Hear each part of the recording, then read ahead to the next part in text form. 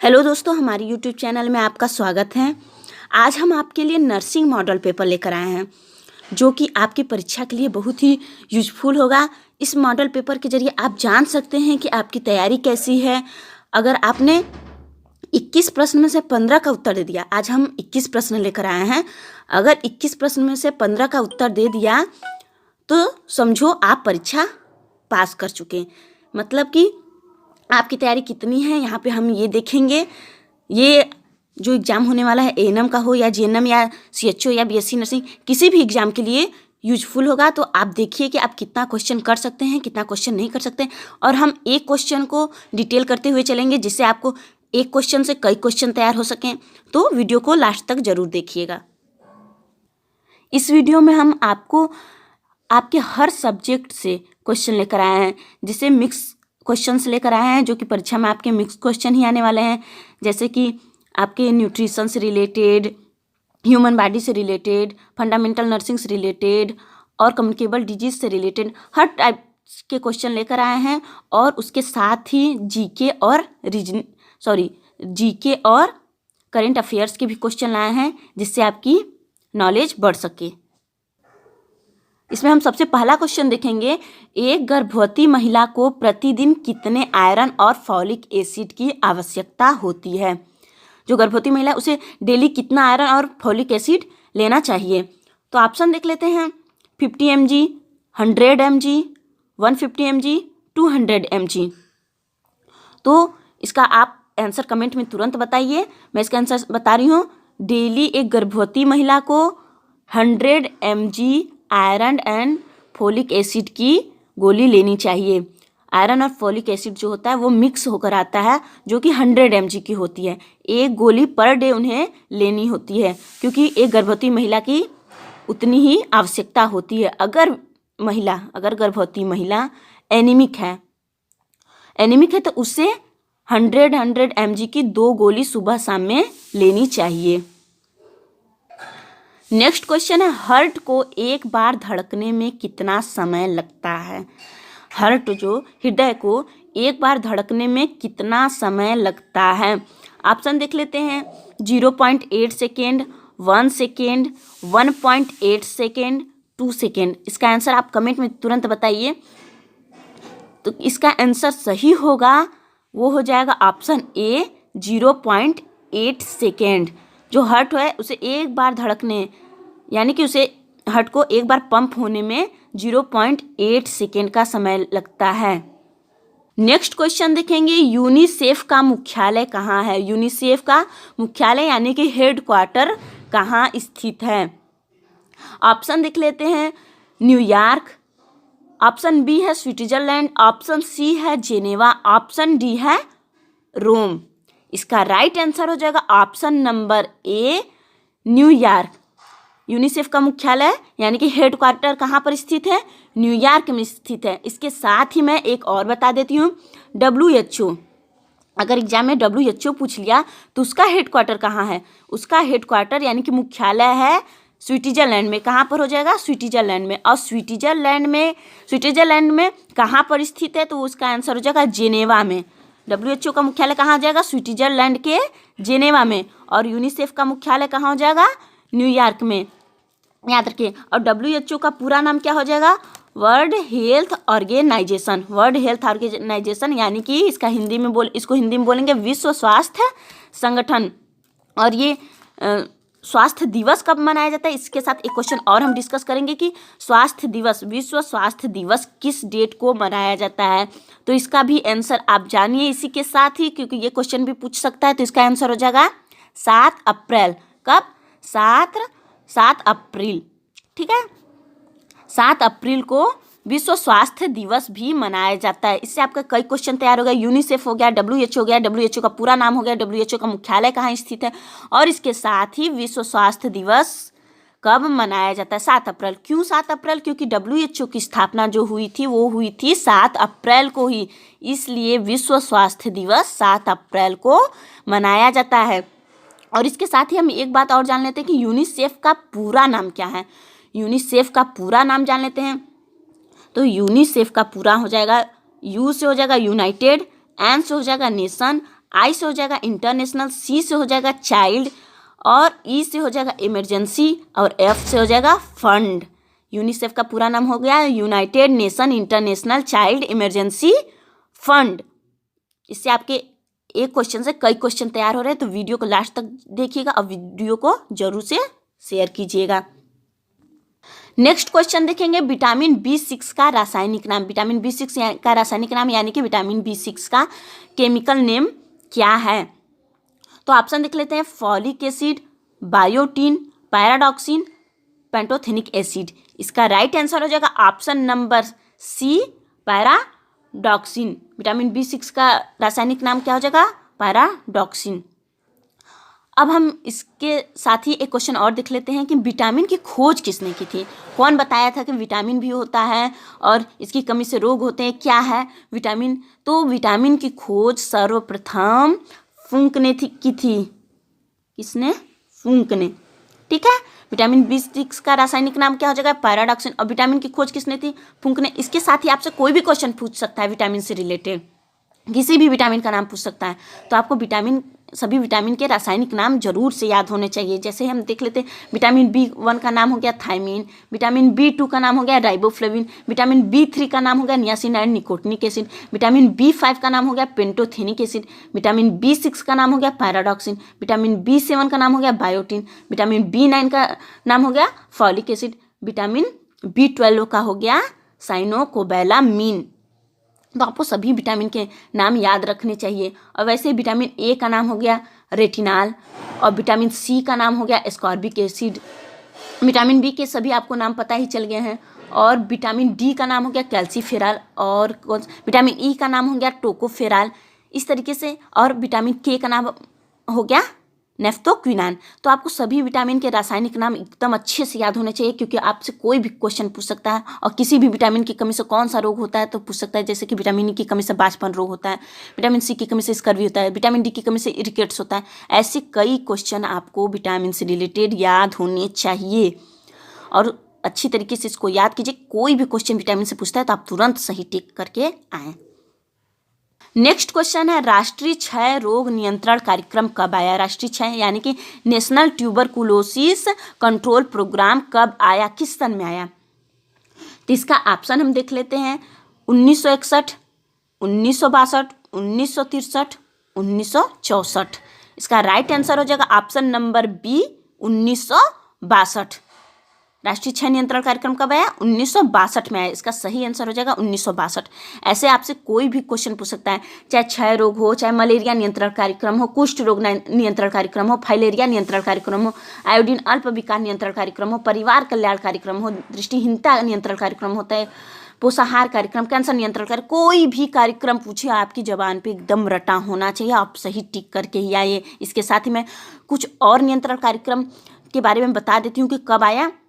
तो जैसे मलेरिया नियंत्रण कार्यक्रम कब आया था? 1953 में। और उसका उन्मूलन कार्यक्रम कब आया? 1958 में। और कुष्ठ रोग नियंत्रण कार्यक्रम 1955 में, फाइलेरिया नियंत्रण कार्यक्रम 1955 में, और परिवार कल्याण कार्यक्रम 1952 में, दृष्टिहीनता नियंत्रण कार्यक्रम 1976 में, पोषाहार कार्यक्रम 1963 में, कैंसर नियंत्रण कार्यक्रम 1975 में, आयोडीन अल्प विकार नियंत्रण कार्यक्रम 1962 में। ऐसे ही कई कार्यक्रम आए हैं जो कि याद होना चाहिए, और कोई भी एग्जाम में पूछ सकता है। इससे क्वेश्चन तो पूछता है कि कोई भी एक क्वेश्चन पूछ ही ले। नेक्स्ट क्वेश्चन है, किसी गर्भवती महिला की LMP यानी कि लास्ट मेंस्ट्रुअल पीरियड 10 मई 2020 है, तो उसकी ADD क्या होगी? ADD यानी कि एक्सेप्टेड डेट ऑफ डिलीवरी क्या होगी? तो हमने अपनी प्रीवियस वीडियो में ये बताया हुआ है कि LMP का ADD कैसे निकाला जाता है। तो मैं फिर से बता देती हूँ। जो LMP का ADD निकालते हैं उसमें हम फार्मूला लगाते हैं। फार्मूला जो हो जाएगा वो हो जाता है LMP में 9 मंथ प्लस 7 डेज। क्या हो जाएगा? 9 मंथ प्लस 7 डेज। LMP में जोड़ते हैं 9 महीने प्लस 7 डेज, तो उसकी EDD निकल कर आ जाती है।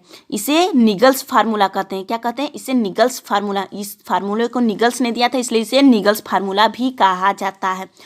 LMP में 9 महीने प्लस 7 डेज करने पे EDD निकल कर चलाती है। तो जैसे 10 मई 2020 है, इसमें अगर हम 9 महीने और 7 दिन जोड़ें तो क्या EDD आएगी? तो ऑप्शन है 17 फरवरी 2021, 16 मार्च 2021, 17 जनवरी 2021, 16 अप्रैल 2021। तो इसका राइट आंसर हो जाएगा ऑप्शन नंबर ए 17 फरवरी 2021, क्योंकि 10 मई है। अब मई से 9 महीने जाएंगे तो मई वाला महीना छोड़ देते हैं। अब देख लेते हैं जून, जुलाई, अगस्त, सितंबर, अक्टूबर, नवंबर, दिसंबर, जनवरी, फरवरी। तो 10 मई से 10 फरवरी गए तो आ गया 9 महीने। अब उसमें 7 दिन और जोड़ना है, 10 में 7 जोड़ देंगे 17 हो गया। तो 17 फरवरी 2021 राइट आंसर हो जाएगा। Next question and important question देख लेते हैं। शल्य चिकित्सा के जनक, शल्य चिकित्सा यानी कि सर्जरी के जनक यानी कि पिता, यानी कि शल्य चिकित्सा की खोज सर्वप्रथम किसने की? तो ऑप्शन देख लेते हैं, चरक, आर्यभट्ट, श्रीधराचार्य और सुश्रुत। तो इसका राइट आंसर हो जाएगा option number D, Sushruta. Option number D, Sushruta. शल्य चिकित्सा यानी कि सर्जरी के खोज सर्वप्रथम किसने की? तो वो हो जाएंगे सुश्रुत। इससे क्वेश्चन पूछता है, हर बार पूछता है। तो आपको इसके साथ ही और कुछ जानना चाहिए कि जैसे कि आयुर्वेद के जनक कौन है? तो आयुर्वेद के जनक हो जाएंगे चरक। आयुर्वेद के जनक कौन हो जाएंगे? चरक। और इसके साथ ही मेडिसिन यानी कि दवा की खोज किसने की थी सर्वप्रथम? तो हो जाएंगे हिप्पोक्रेट्स। कौन? हिप्पोक्रेट्स हो जाएंगे मेडिसिन के जनक। और सर्जरी के जनक हो जाएंगे सुश्रुत। और इसके साथ मैं एक चीज़ और बता देती हूँ कि रक्त समूह जो होता है कि blood group A, blood group B, blood group A B, blood group O, इसकी खोज किसने की थी? तो रक्त समूह की खोज कार्ल लैंडस्टीनर ने की थी। कार्ल लैंडस्टीनर ने सर्वप्रथम रक्त समूह की खोज की थी। और इसके साथ मैं एक और बता देती हूँ कि होम्योपैथ की खोज किसने की थी? तो होम्योपैथ की खोज सैमुअल हैनमेन ने की थी। किसने की थी? सैमुअल हैनमेन ने की थी। वो होम्योपैथिक की खोज उन्होंने की। और इसके साथ मैं एक और बता देती हूँ, गुणसूत्र की खोज किसने की थी? तो गुणसूत्र की खोज की थी ग्रेगर जॉन मेंडल ने। गुणसूत्र की खोज किसने की थी? ग्रेगर जॉन मेंडल ने। इससे आपके एक क्वेश्चन से कई क्वेश्चन तैयार हो रहे हैं, तो आप सभी क्वेश्चन को ध्यान में रखिए। नहीं है तो उसको नोट्स बनाइए और उसको एकदम रट डालिए, ताकि कोई भी क्वेश्चन आपसे एग्जाम में पूछे तो उसे सही टिक करके आप तुरंत आएँ। नेक्स्ट क्वेश्चन है, शरीर का सबसे बड़ा अंग कौन सा है? शरीर का सबसे बड़ा अंग कौन सा है? ऑप्शन देख लेते हैं, लीवर। ऑप्शन बी है त्वचा यानी कि स्किन। ऑप्शन सी है फेफड़ा यानी कि लंग्स। ऑप्शन डी है पैर। तो शरीर का सबसे बड़ा अंग कौन सा हो जाएगा? तो इसका राइट आंसर हो जाएगा ऑप्शन नंबर बी, त्वचा यानी कि स्किन। शरीर का सबसे बड़ा अंग कौन हो जाएगा? स्किन हो जाएगा। और शरीर की सबसे बड़ी ग्रंथि कौन हो जाएगी? वो हो जाएगी लीवर। शरीर की सबसे बड़ी ग्रंथि लीवर। शरीर का सबसे बड़ा अंग त्वचा। याद रखिएगा, ये दोनों क्वेश्चन में अंतर है। शरीर का सबसे बड़ा अंग अगर पूछता है तो हो जाता है लीवर। अगर शरीर की सबसे बड़ा अंग पूछता है तो हो जाएगा त्वचा। और शरीर की सबसे बड़ी ग्रंथि यानी कि ग्लैंड तो हो जाएगा लीवर। याद रखिएगा। और लीवर से क्या होता है? पित्त रस बनता है। लीवर में पित्त रस बनता है। और कहाँ इकट्ठा होता है? पित्ताशय में। लीवर से पित्त रस बनता है और इकट्ठा होता है पित्ताशय में। ये भी क्वेश्चन पूछता है, तो आपको हर क्वेश्चन को ध्यान से सुनना है, वीडियो को लास्ट तक देखना है। और अगर नहीं याद हो रहा है तो उसको जरूर नोट्स बनाइए, ताकि आप बाद में इसे पढ़ लें। नेक्स्ट क्वेश्चन है, गर्भावस्था का पता किस हार्मोन द्वारा पता चलता है? तो कौन सा ऐसा हार्मोन है जिससे पता चलता है कि स्त्री गर्भवती है? तो कौन सा हार्मोन से पता चलता है? तो ऑप्शन देख लेते हैं, LH यानी कि ल्यूटिनाइजिंग हार्मोन, FSH यानी कि फॉलिकल स्टिमुलेटिंग हार्मोन, HCG यानी कि human chorionic gonadotropin hormone. Option D है एस्ट्रोजन। तो इसका राइट आंसर हो जाएगा option number C, HCG, human chorionic gonadotropin hormone. Human chorionic gonadotropin hormone के द्वारा ही गर्भावस्था का पता चलता है कि स्त्री गर्भवती है। यह जो हार्मोन होता है वो मूत्र के द्वारा, स्त्री के मूत्र के द्वारा बाहर आता है, जिससे कि किट से, प्रेगनेंसी किट पे चेक करने पर HCG के कारण ही पता चल पाता है कि स्त्री जो है वो गर्भवती है।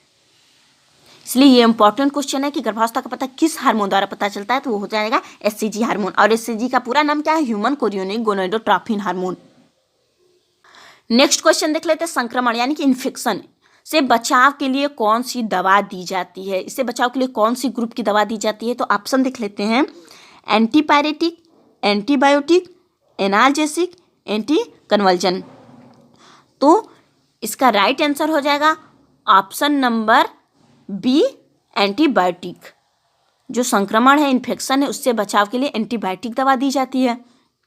तो एंटीपायरेटिक किस में दी जाती है? एंटीपायरेटिक दी जाती है बुखार के लिए। बुखार जब होता है तो एंटीपायरेटिक दवा दी जाती है। और एंटीबायोटिक दी जाती है संक्रमण यानी कि इन्फेक्शन से बचाव के लिए। एनाल्जेसिक जो होती है वो दर्द से बचाव के लिए, जब शरीर में दर्द होता है तो एनाल्जेसिक दवा दी जाती है। एंटी कन्वल्जन जो दवा होती है ये दी जाती है झटके में। अगर किसी को बार बार झटके आते हैं तो उसमें एंटी कन्वल्जन दवा दी जाती है। और एक क्वेश्चन और है, एंटी कन्वल्जन की सबसे मुख्य दवा, एंटी कन्वल्जन की सबसे मुख्य दवा जो होती है वो होती है MgSO4। कौन सी दवा होती है? MgSO4। सबसे उपयुक्त दवा कौन सा है? Magnesium sulphate. MgSO4 जो दवा होती है वो कन्वल्जन में दी जाती है। याद रखिएगा, ये बहुत ही इंपॉर्टेंट है कि एंटी कन्वल्जन की मुख्य दवा, प्रमुख दवा कौन सी है? तो वो हो जाएगी MgSO4। और ये कन्वल्जन कब आते हैं? तो ये कन्वल्जन आता है एक्लेम्पसिया में। एक्लेम्पसिया जब स्त्री का BP बहुत अधिक बढ़ जाता है तो एक्लेम्पसिया होता है, तो उसमें MgSO4 की दवा दी जाती है। यानी कि उससे झटके आते हैं तो कौन सी दवा दी जाती है? MgSO4। नेक्स्ट क्वेश्चन है, इन्फेंट की अवधि। इन्फेंट की अवधि कितने दिन की होती है, कितने वर्ष की होती है? जान लेते हैं कि कौन सी इसमें, इन ऑप्शन में से कौन सा सही है। तो ऑप्शन देख लेते हैं। 0 से 28 दिन। ऑप्शन बी है 28 दिन से 1 वर्ष। ऑप्शन सी है 1 से 3 वर्ष। ऑप्शन डी है 3 से 6 वर्ष। तो इन्फेंट जो होता है इसका राइट आंसर हो जाएगा, इन्फेंट की अवधि ऑप्शन नंबर बी, 28 दिन से 1 वर्ष इन्फेंट की अवधि होती है। तो 0 से 28 दिन के बच्चे को क्या कहेंगे? तो 0 से 28 दिन का जो बच्चा होता है उसे न्यू बॉर्न कहा जाता है। क्या कहा जाता है इसे? New born. न्यू बॉर्न कहा जाता है। जो 0 से 28 दिन का बच्चा होता है इसे न्यू बॉर्न कहते हैं, यानी कि नवजात। तो नवजात यानी कि न्यू बॉर्न एक ही है, तो इसे 0 से 28 दिन के जो बच्चा होता है उसे न्यू बॉर्न कहा जाता है। और 28 दिन से 1 वर्ष का बच्चा वो हो जाएगा इन्फेंट यानी कि शिशु हो जाएगा। और 1 से 3 वर्ष का बच्चा क्या हो जाएगा? वो हो जाएगा टॉडलर हो जाएगा। और 3 से 6 वर्ष का बच्चा क्या हो जाएगा? प्री स्कूलर यानी कि पूर्व बाल्यावस्था। 3 से 6 वर्ष का बच्चा पूर्व बाल्यावस्था में आ जाता है। और 6 से 12 वर्ष का बच्चा, 6 से 12 वर्ष का बच्चा क्या हो जाता है? ये उत्तर बाल्यावस्था में आ जाता है। 6 से 12 वर्ष का बच्चा उत्तर बाल्यावस्था में यानी कि बाल्यावस्था में आ जाता है। और 12 से 18 वर्ष का बच्चा कहाँ आता है? 12 से 18 वर्ष का बच्चा आ जाता है किशोरावस्था में। और 18 वर्ष से ऊपर के बच्चे क्या हो जाएंगे? 18 वर्ष से ऊपर के व्यक्ति क्या हो जाएंगे? वो हो जाए 18 से ऊपर वाले वयस्क की श्रेणी में आने लगते हैं। आपको अगर ऐसे कोई भी क्वेश्चन पूछ लेता है कि इन्फेंट किसे कहते हैं, न्यूबॉर्न किसे कहते हैं, टॉडलर किसे कहते हैं, प्री स्कूलर किसे कहते हैं, स्कूलर किसे कहते हैं, या तो एडोलसेंट किसे कहते हैं, तो आपको कन्फ्यूजन नहीं होगा, आप तुरंत उसे सही टिक करके आएंगे। नेक्स्ट क्वेश्चन है आपका, ये क्वेश्चन जीके से रिलेटेड है, जो कि जीके क्वेश्चन आने वाले हैं। तो दुधवा नेशनल पार्क कहाँ स्थित है? जो दुधवा नेशनल पार्क है वो कहाँ पर स्थित है? ऑप्शन देख लेते हैं। आंध्र प्रदेश, मध्य प्रदेश, असम, उत्तर प्रदेश। तो इसका राइट आंसर हो जाएगा option number D, Uttar Pradesh. जो दुधवा नेशनल पार्क है वो उत्तर प्रदेश में ही स्थित है। याद रखिए, उत्तर प्रदेश में दुधवा नेशनल पार्क स्थित है। वैसे ही कोई भी क्वेश्चन पूछ सकता है, किसी भी नेशनल पार्क से रिलेटेड क्वेश्चन पूछ सकता है कि कौन सा पार्क कहाँ पे है, कौन सा अभ्यारण्य कहाँ पर है। तो आपको याद रखना चाहिए। जैसे कि काजीरंगा, अक्सर एग्जाम में काजीरंगा भी पूछता है कि काजीरंगा नेशनल पार्क कहाँ पर स्थित है, तो काजीरंगा कहाँ पर जाएगा, असम में। काजीरंगा असम में, दुधवा नेशनल पार्क उत्तर प्रदेश में। ऐसे कोई भी क्वेश्चन पूछ सकता है, तो आप इससे भी रिलेटेड क्वेश्चन को तैयार रखिए। नेक्स्ट क्वेश्चन है कुचिपुड़ी कहाँ का नृत्य है। कुचिपुड़ी नृत्य से रिलेटेड क्वेश्चन अक्सर एग्जाम में पूछा जाता है। अगर एग्जाम में जीके से रिलेटेड क्वेश्चन आने वाले हैं तो उसमें नृत्य से रिलेटेड क्वेश्चन जरूर आते हैं। तो ऑप्शन देख लेते हैं। असम, ऑप्शन बी है आंध्र प्रदेश, ऑप्शन सी है गुजरात, ऑप्शन डी है उड़ीसा। तो कुचिपुड़ी जो है वो आंध्र प्रदेश का नृत्य है। आंध्र प्रदेश का मुख्य नृत्य कौन सा है, कुचिपुड़ी। तो इसका राइट आंसर हो जाएगा आंध्र प्रदेश। आंध्र प्रदेश का प्रमुख नृत्य कुचिपुड़ी है। ठीक है। और वैसे ही और भी क्वेश्चन बन सकते हैं, जैसे कि एक क्वेश्चन बनता है अक्सर बिहू। बिहू बिहू कहाँ का नृत्य है, तो बिहू जो हो जाएगा वो हो जाएगा असम का। असम का बिहू हो जाएगा। और कुचिपुड़ी कहाँ का हो जाएगा, आंध्र प्रदेश का। ऐसे रिलेटेड क्वेश्चन कई आ सकते हैं, तो आप इसमें भी अपनी तैयारी रखिए। नेक्स्ट क्वेश्चन है भारत छोड़ो आंदोलन कब शुरू हुआ। भारत छोड़ो आंदोलन कब शुरू हुआ, तो इसका ऑप्शन देख लेते हैं। 1942, 1944, 1940, 1945। तो इसका राइट आंसर हो जाएगा 1942। तो भारत छोड़ो आंदोलन 1942 सन में स्टार्ट हुआ, 1942 में। और देश कब आज़ाद हुआ, जो हमारा भारत देश है वो कब आज़ाद हुआ, तो वो हो जाएगा 1947। हमारा देश जो आज़ाद हुआ 1947 में आज़ाद हुआ। और हमारा संविधान कब लागू हुआ, हमारा संविधान लागू हुआ है 26 जनवरी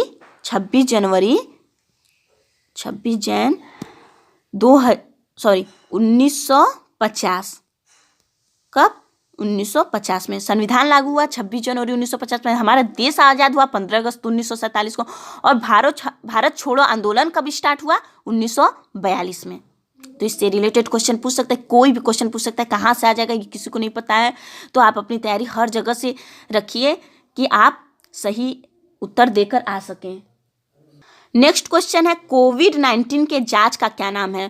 क्वेश्चन पूछ सकता है क्योंकि कोविड का सीजन चल रहा है, तो कोविड से रिलेटेड क्वेश्चन तो आना ही तय है। तो कोविड से कोई भी क्वेश्चन आ सकते हैं। तो कोविड से रिलेटेड वीडियो हमारे चैनल पे हैं, तो आप जाके उसको देख सकते हैं। तो कोविड-19 के जांच का नाम क्या है, ऑप्शन देख लेते हैं। एलिसा, ऑप्शन बी है मॉन्टेक्स, ऑप्शन सी है आरटीपीसीआर, ऑप्शन डी है विडाल। तो इसका राइट आंसर हो जाएगा ऑप्शन नंबर सी, आरटीपीसीआर। जो कोविड-19 है उसमें टेस्ट होता है, आरटीपीसीआर टेस्ट होता है। उसके टेस्ट का नाम है आरटीपीसीआर। आप सही टिक लगाइएगा एग्जाम में, आरटीपीसीआर। कोविड-19 के टेस्ट का नाम क्या हो जाएगा, आरटीपीसीआर। और यहीं पे जान लेते हैं एलिसा। जो एलिसा होता है ये टेस्ट होता है एड्स में। एलिसा का जांच किस में किया जाता है, एड्स में। एड्स में एलिसा का जांच किया जाता है। अब मॉन्टेक्स कब किया जाता है, टीबी में। और विडाल कब किया जाता है, विडाल किया जाता है टाइफाइड में। टाइफाइड के टेस्ट का नाम क्या हो जाएगा, होता है विडाल टेस्ट।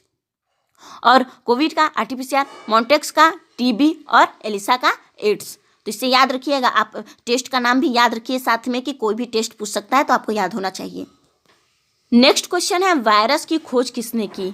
तो वायरस की खोज किसने की, ऑप्शन देख लेते हैं। Karl Landsteiner, Robert Koch, Ivanovsky, Rutherford. तो इसका राइट आंसर हो जाएगा ऑप्शन नंबर सी, इवानोवस्की।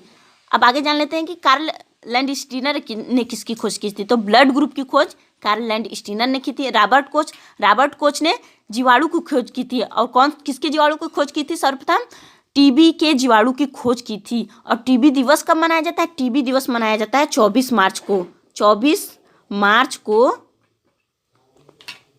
विश्व टीबी दिवस भी मनाया जाता है। तो इसे याद रखिए कि इवानोवस्की ने वायरस की खोज की थी, कार्ल लैंडस्टीनर ने ब्लड ग्रुप की, रॉबर्ट कोच ने टीबी। नेक्स्ट क्वेश्चन है एमआर यानी कि मिजल्स रूबेला के टीके का रूट क्या है। तो मिजल्स रूबेला के टीके का रूट है, ऑप्शन देख लेते हैं। आईएम यानी कि इंट्रामस्कुलर, एससी यानी कि सबक्यूटेनियस, आईडी यानी कि इंट्राडर्मल, आईवी यानी कि इंट्रावीनस। तो इसका राइट आंसर हो जाएगा ऑप्शन नंबर बी, सबक्यूटेनियस। जो एमआर का टीका दिया जाता है वो सबक्यूटेनियस दिया जाता है 45 डिग्री के एंकल पर, 45 डिग्री पर दिया जाता है MR का टीका। और IM जो होता है वो 90 डिग्री पर दिया जाता है। ID जो होता है वो 15 डिग्री पर दिया जाता है। याद रखिएगा कि कौन सा टीका कितने डिग्री पर दिया जाता है। और MR का टीका जो होता है वो सबक्यूटेनियस दिया जाता है। इसके साथ ही JE का भी टीका सबक्यूटेनियस दिया जाता है। और आपको टीकाकरण से रिलेटेड वीडियो चाहिए, हमारे चैनल पे टीकाकरण से रिलेटेड कई वीडियोस पड़े हैं जिससे आपके कन्फ्यूजन एकदम क्लियर हो सकते हैं। आप जाकर उस वीडियो को देखिए और टीकाकरण से रिलेटेड सारे क्वेश्चन का आंसर पाइए। नेक्स्ट क्वेश्चन है, प्रसव के कितने स्टेज होते हैं, यानी कि लेबर के कितने स्टेज होते हैं। ऑप्शन देख लेते हैं, 2, 3, 4, 5। इसका राइट आंसर हो जाएगा ऑप्शन नंबर C, 4। कई बार 3 लगा देते हैं तो ये गलत हो जाता है। 3 बहुत लोगों को पता होता है कि 3 होता है, लेकिन 3 गलत है। आप प्रसव के स्टेज में 4 ही लगाइएगा, ये राइट आंसर रहता है। प्रसव के 4 स्टेज होते हैं। नेक्स्ट क्वेश्चन है, विटामिन ए की कितनी खुराकें दी जाती हैं। विटामिन ए की कितनी खुराकें दी जाती हैं। तो विटामिन ए जो होता है वो 9 महीने से लेकर 5 साल तक दिया जाता है। 9 महीने से लेकर 5 साल तक दिया जाता है। तो 9 महीने पर देते हैं विटामिन ए की, 9 महीने से स्टार्ट करते हैं और हर 6-6 महीने के अंतर पे देते हैं। हर 6-6 महीने के अंतर पे देते हैं। जैसे 9 महीने पे, 1.5 साल पे, 2 साल पे, 2.5 साल पे, ऐसे ही 5 साल तक विटामिन ए की खुराक दी जाती है। और विटामिन ए की खुराक जो होती है वो 9 महीने से 12 महीने के बच्चों को 1 ml दी जाती है। कितना दी जाती है? 1 ml। और 1 ml में 1 लाख इंटरनेशनल यूनिट होते हैं। कितने international unit? 1 lakh international unit होते हैं। और जो 9 महीने से 12 महीने के बाद अगर उससे आगे जब बढ़ते हैं, 1 साल के आगे जब बढ़ते हैं, 1 से 5 साल तक के बच्चों को 2 ml दिया जाता है। 2 ml दिया जाता है विटामिन ए की खुराक, और वो हो जाता है 2 lakh international unit. 1 ml 1 lakh international unit, 2 ml 2 lakh international unit. 9 से 12 महीने के बच्चे को 1 ml दिया जाता है, 1 लाख इंटरनेशनल यूनिट। और 1 से 5 साल तक के बच्चे को दिया जाता है 2 ml, यानी कि 2 लाख इंटरनेशनल यूनिट। आपसे इंटरनेशनल यूनिट से पूछे या क्वेश्चन ml से पूछे, आप सही टिक कीजिएगा। नेक्स्ट क्वेश्चन है, डिप्थीरिया यानी कि गला घोटू के कारक का क्या नाम है। डिप्थीरिया यानी कि गला घोटू के कारक का क्या नाम है। तो ऑप्शन देख लेते हैं, कॉर्निबैक्टीरियम डिप्थीरी, ऑप्शन बी है माइकोबैक्टीरियम ट्यूबरकुलोसिस, ऑप्शन सी है माइकोबैक्टीरियम लेप्रे, ऑप्शन डी है बार्डिटेला पर्ट्यूसिस। जैसा कि नाम से आपको पता चल गया होगा इसका राइट आंसर क्या है। तो इसका राइट आंसर हो जाएगा option number A, Corynebacterium diphtheriae. और माइकोबैक्टीरियम ट्यूबरकुलोसिस टीबी के जीवाणु का नाम है। और माइकोबैक्टीरियम लेप्रेसी के यानी कि कुष्ठ रोग के जीवाणु का नाम है। और बार्डिटेला पर्ट्यूसिस ये कुकुर खांसी के कारक का नाम है।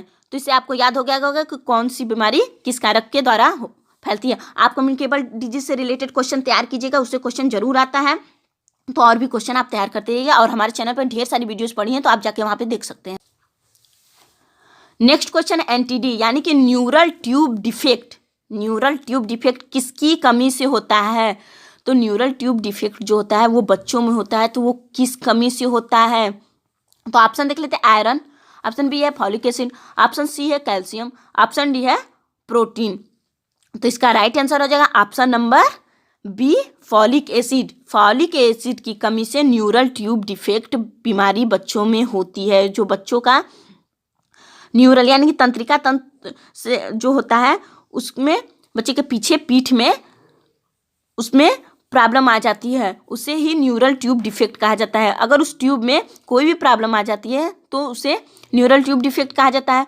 और ये किसकी कमी से हो जाता है? फॉलिक एसिड की कमी से। इसलिए गर्भवती स्त्रियों को आयरन और फॉलिक एसिड की गोली दी जाती है। इसी कारण से फॉलिक एसिड की गोली दी जाती है ताकि उसके बच्चे को NTD की बीमारी ना हो, न्यूरल ट्यूब डिफेक्ट ना हो। इसलिए फॉलिक एसिड उसमें आयरन के साथ मिक्स होता है। दोस्तों आपको ये वीडियो कैसा लगा हमें कमेंट के जरिए जरूर बताइए। अगर आपको ऐसे वीडियो और चाहिए तो हमें कमेंट में बताइए, हम ऐसी वीडियो तुरंत आपके लिए लेकर आएंगे ताकि आपकी तैयारी अच्छे से हो सके एग्जाम से पहले। और वीडियो को जरूर लाइक कीजिएगा, शेयर कीजिएगा, चैनल को सब्सक्राइब कीजिएगा। चैनल को सब्सक्राइब करने के बाद बेल आइकन जरूर प्रेस कीजिएगा जिससे हमारे वीडियो के सारे नोटिफिकेशन सबसे पहले आप तक पहुँचते रहें। Thank you.